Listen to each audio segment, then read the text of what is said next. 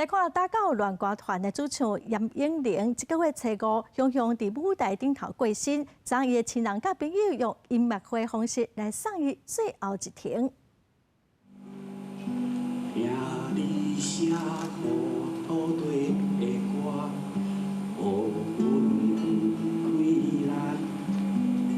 台面种温暖的歌声，亲像严英玲悠然在世唱歌。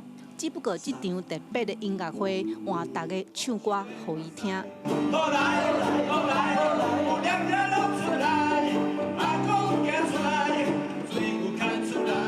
倒数六乐团嘛用歌声来怀念因永远的兄弟，因已经约定后世人搁要做伙做音乐。只要大家拢吃台湾米，遐哩孙仔人个出头天。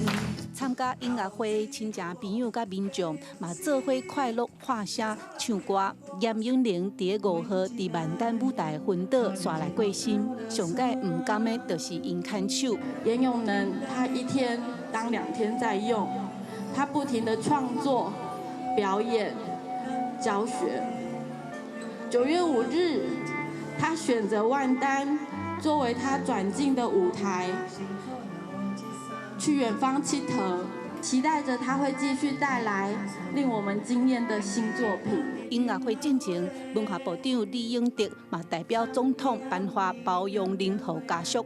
家属讲，今仔日是严英玲人生的毕业典礼，因相信严英玲只是去另外一个舞台，继续唱伊上爱的歌谣。记者陈家军、刘伟做屏东报道。